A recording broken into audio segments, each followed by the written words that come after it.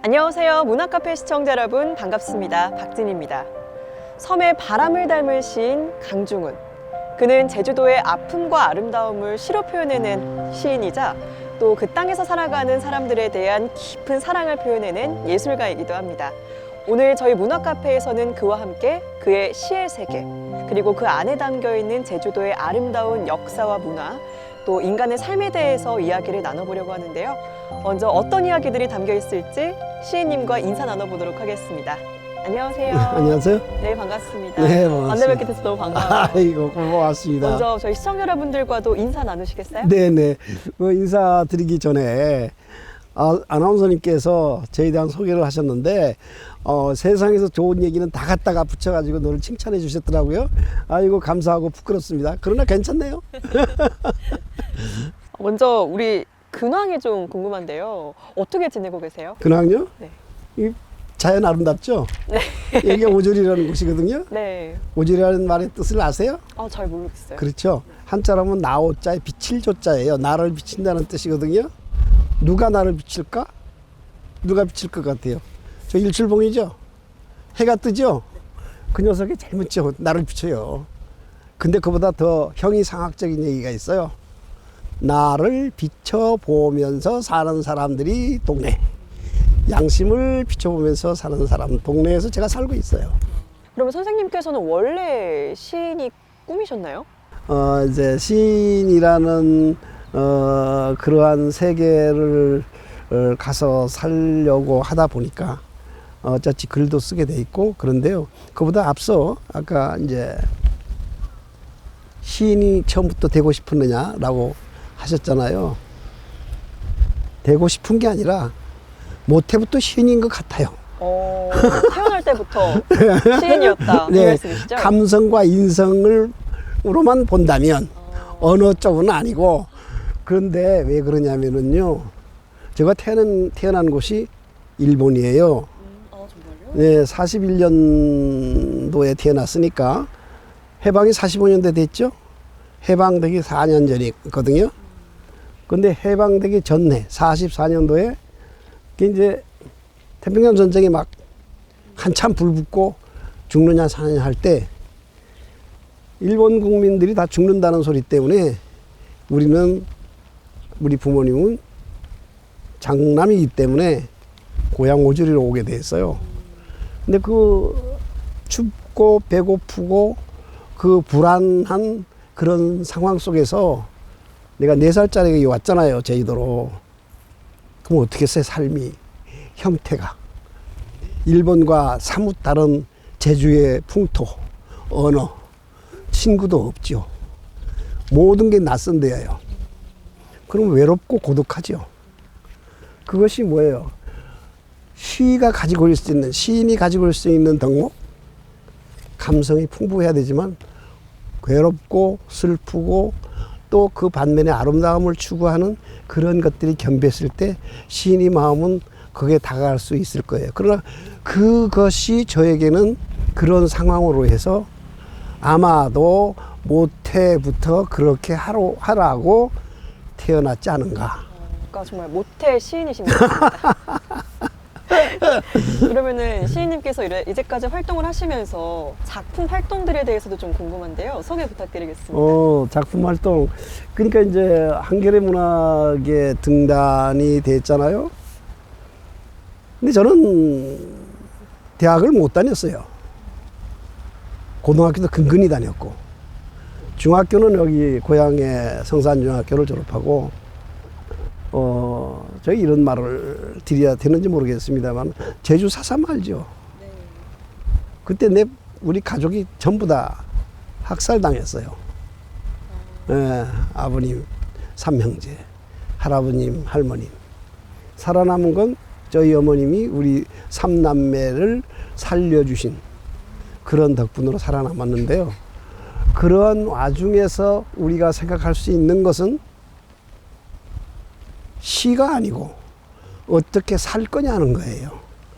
어떻게 목숨을 붙일 거냐는 거였거든요. 근데 어린 마음에서도 그런 불안함감, 두려움 이런 것들이 쌓였단 말이에요.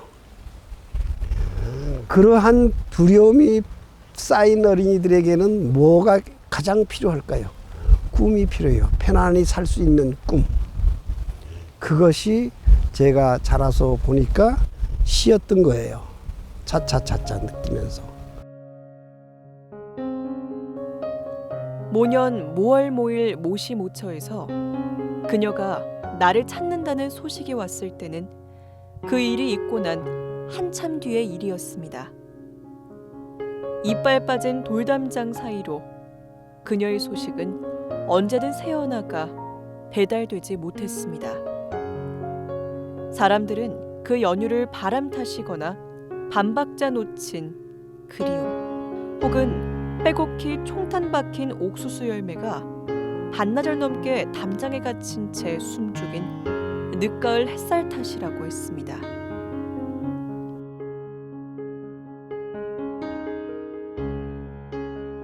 아까 말씀 들어보니까 이제 시인님의 작품을 보면은 제주 4.3 사건을 조금 중요한 테마로 다루는 것 같더라고요. 저는 4.3에 대해서 내 작품에 노골적으로 표현을 하질 않아요. 고등학교 3학년 때 100일장 때 흙, 그거 있죠. 흙이라는 그런 이미지가 그 우리에게 생명을 주는 땅이잖아요. 이 땅이, 이 생명을 주는 땅이 뭐예요? 결국은 나를 암흑의 세계로, 고통의 세계로 끌고 갔잖아요. 그런 것들이 4.3이라고 직접 표현하면 재미가 없잖아요.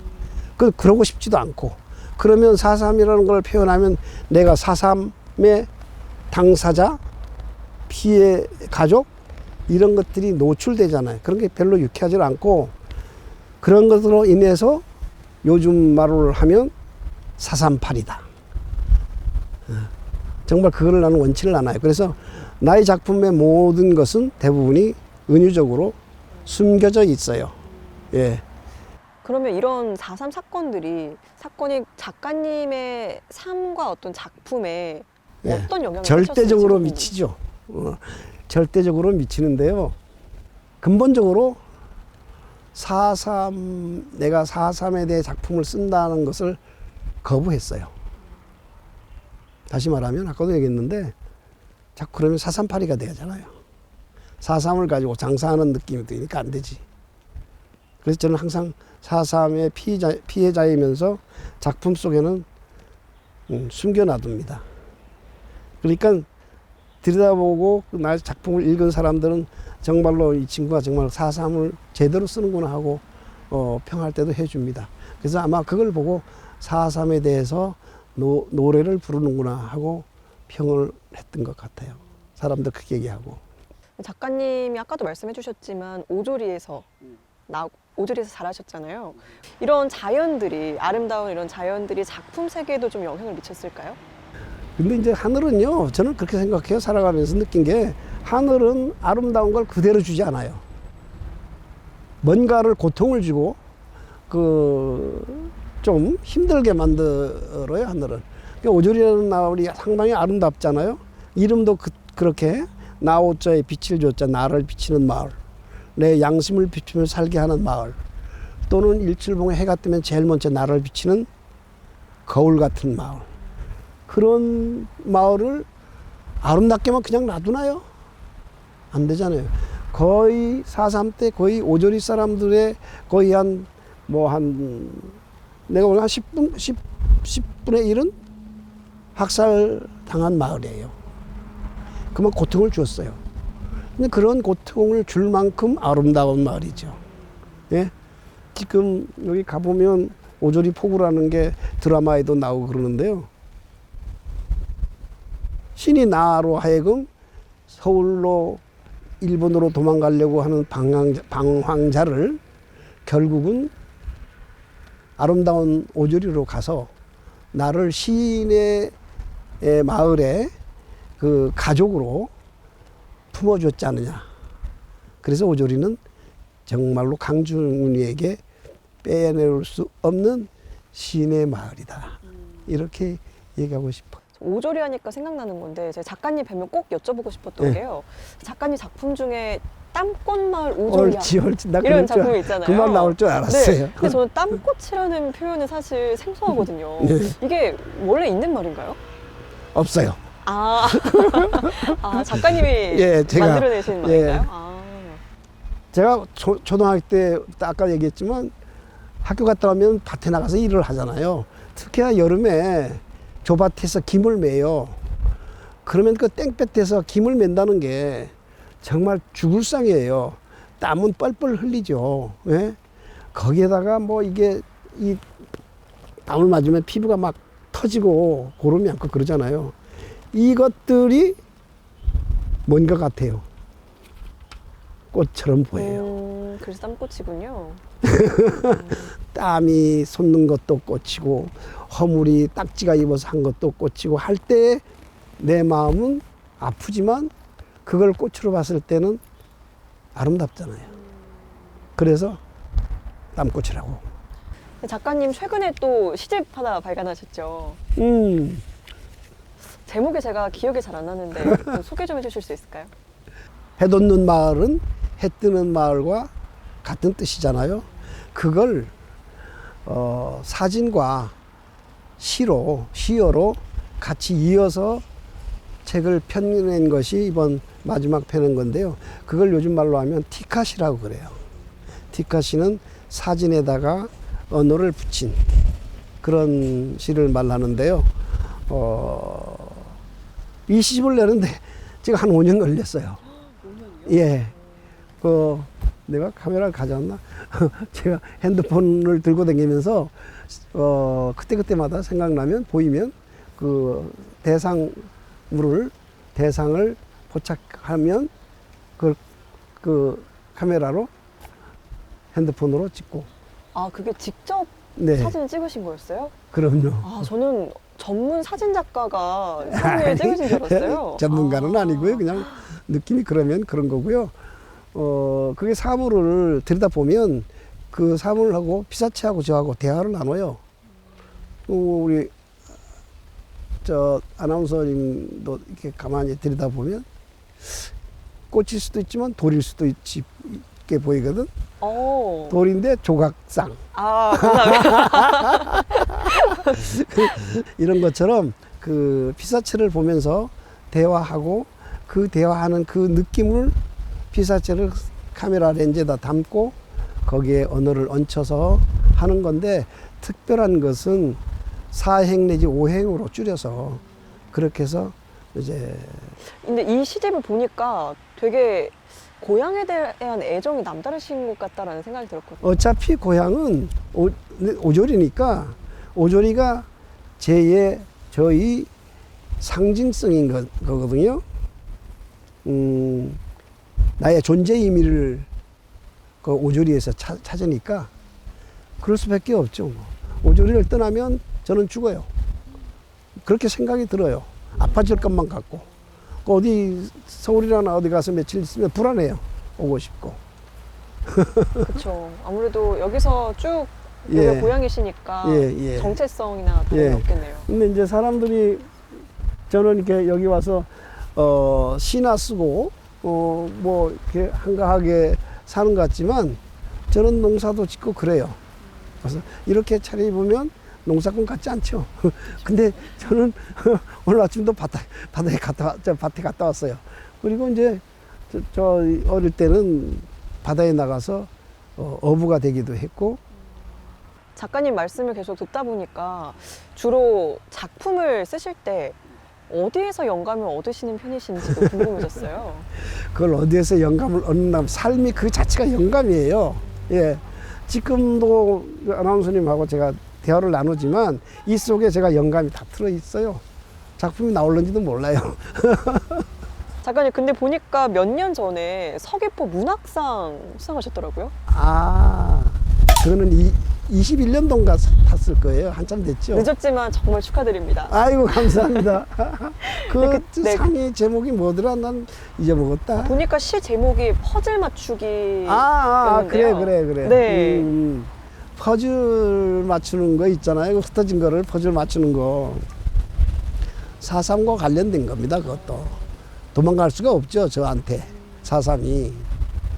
제가 일본에서 태어나서 거기서 한국의 고향 제주도로 들어왔던 그 과정에서부터 4.3을 맞고 그 어려움을 겪고 이겨내면서 오늘날까지 살아오는데 숱한 어려움들이 조각조각 흩어져 있잖아요. 이제는 내 나이가 80도 되고 하니까, 예? 그런 흩어진 조각들을 꿰어 맞추는 작업도 할 때가 됐단 말이에요. 그래서 그런 작업을 퍼즐 맞추기라고 했고, 또 그걸 어차피 내가 4.3이라는 것을 명식으로 두진 않았지만 의미적 기법을 보면 사람들은 저 녀석도 4.3 노래 하는구나 할 거예요. 그래서 상을 준 것 같아요. 이 질문은 조금 어렵게 느껴지실 수도 있겠습니다만 혹시 작가님께 시란 어떤 것 같나요? 시란 무엇일까요? 시란? 인간이 삶에 있어서의 아주 함축된 삶의 과정의 언어다. 그렇게 보면 돼. 저는 그렇게 보고 있어요. 내가 내 삶에 고통스럽지 않았으면 시는 없어요.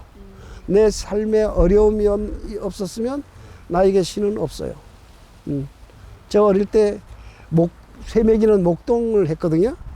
그러면 저 위에 산에 먼 산에 가서 동네 소들을 몰고 가가지고 풀어놓고 거기서 노래도 부르고 먼 산을 보면서 노래도 부르고 구름을 떠다는 것 보면서 구름에 타서 세계를 누비하는 꿈도 꿨단 말이에요. 그것이 삶이 아니면 그런 상상을 못 하잖아요. 서울에 있는 사람들이 목동이 노래를 어떻게 합니까? 그건 거짓말이에요.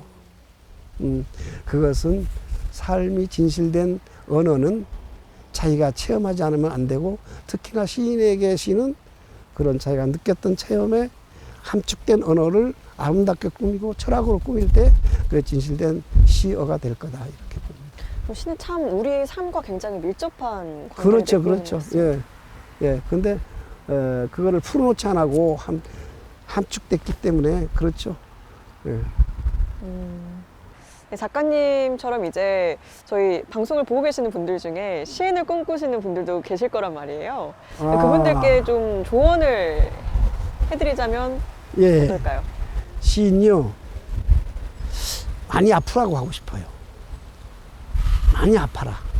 가슴앓이를 해봐라. 안 하면 시어 가짜예요. 얼만큼 내가 가슴앓이를 했느냐에 따라 가지고 자기의 시 작품도 아픈 것만큼 꽃이 핍니다. 아니 모르겠어, 다른 사람 못하는지 모르겠어. 저의 경험은 그래요. 그래서 정말 아픔을 느껴봐라. 안 아프면 아프게끔 해봐라. 근데 아프지 않으면 안 돼요. 인간이 성숙하려면 아파야 되잖아요. 뭐 시인이든 아니든 간에. 그게 철학이죠. 그게 존재의 의미고요. 네. 그러면 이제 마지막으로 네. 작가님 앞으로의 계획이나 네. 목표 있으시다면 말씀 부탁드리겠습니다. 아까 말씀드렸지만 목표? 진정한 나의 존재의 의미를 찾는 거예요. 내가 왜 존재하는지, 또 존재하는 의미의 그 가치성은 뭔지 해서 나의 존재의 의미를 찾고 가치성을 찾고 하는 존재의 의미를 찾는데 의미를 두려고 합니다. 제 4.3과 관련된 작품 중에 그 나의 존재의 의미를 나타낸 작품이 하나 있어요. 구름 한 조각 손에 잡고 혼자 달렸다 하는 제목인데요.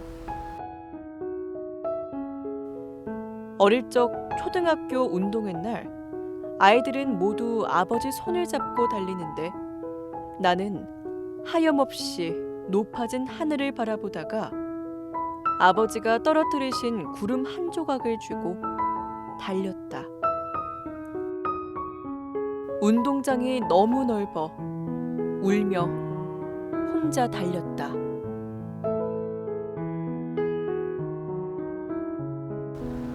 그 작품이 서울 지하철 스크린도어에 5군데나 붙어 있어요. 그게 내용이 어떤 거냐면 대략 운동회 날 남들은 아버지 손을 잡고 달리는데 나는 아버지가 없어서 하늘에 뜬 구름 한 조각만 손에 잡고 한참 달렸다. 구름 그 구름을 쳐다보면서 울며 달렸, 아버지라고 부르면서 울며 달렸다. 그것이 스크린도 붙으니까 어느 유튜버가 나한테 문자가 왔어요. 그 친구 한번 읽어드릴까요? 나는 처음에 화자의 아버지께서 바쁘시거나 그냥 귀찮거나 기타 등등 이유로 운동회 못 나오신 줄로만 알았다. 예? 아버지 손을 자꾸 못 달려서 구름만 쳐다보면서 달렸기 때문에. 근데 그거 아니었다. 그게 아니었다.